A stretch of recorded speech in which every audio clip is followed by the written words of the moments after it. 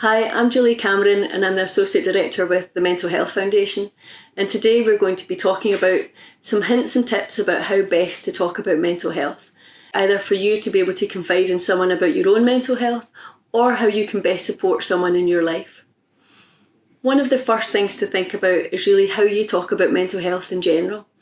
And that can be as a result of someone in the public eye or someone who's famous having coming out as experiencing mental ill health, or having watched something on the television where that's perhaps part of a story. And one of the things that's really helpful to try and avoid is to try and avoid using shorthand in some stigmatising language, or saying that person's schizophrenic or that person is, and using very generalised language around that. So when you're using language like that person's a bit OCD because they like to tidy or be on top of things, or that person's acting a little bit of this or a little bit of that. So being really mindful, because when you are talking about mental health in the general, what that tells others is about whether you're a trusted person, whether they can go to you for advice and information, or whether they can go for you and trust how they're feeling about their own mental health and where they're at with it.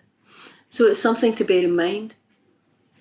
If you are looking to talk to friends and family or a colleague about your own mental health, perhaps you've had a diagnosis, or perhaps you're experiencing distress and challenges in your own life that you feel is related to mental ill health or your mental health in general, then some of the things that you might want to think about in order to make that easier is working with someone and going to somebody that you trust already, that you already have a good relationship with, as you know that you can confide in them and perhaps have done already in other areas of your life.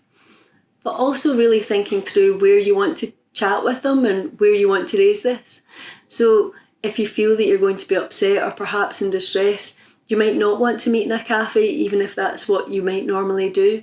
Instead, you could perhaps think about going for a walk with them, or even a drive. Actually, sometimes a drive can be really helpful because you're able to have that conversation, but there's something else going on, so it feels slightly less intense, and that can always be quite a helpful thing.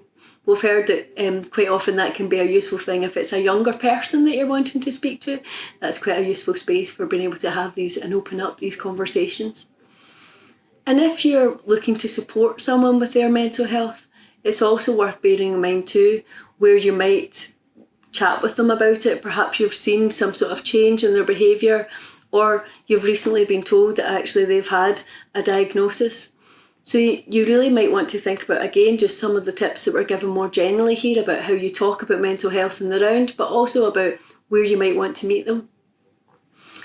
And some of the things, one other thing for you to think about perhaps is just when you are talking about mental health, about particularly if it is your own experience, just thinking through and recognising that you don't have complete control over the response that you will get.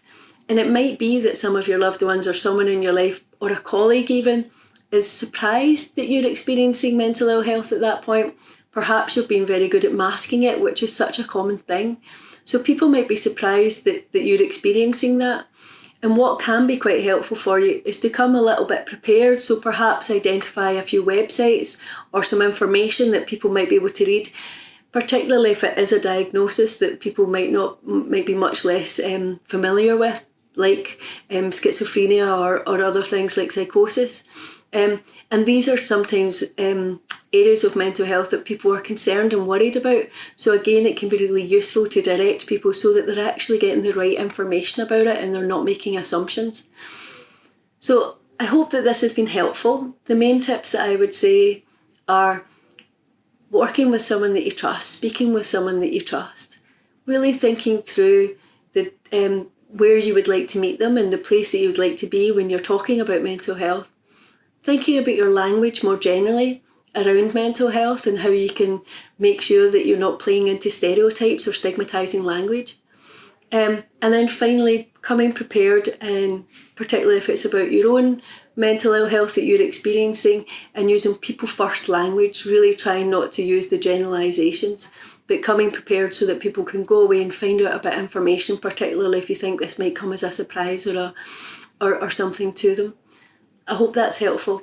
And remember that if you do talk about mental health, it's only for the benefit. It's not something you should be overly worried about. People want to help generally, and there's lots of places that you can go. All the best.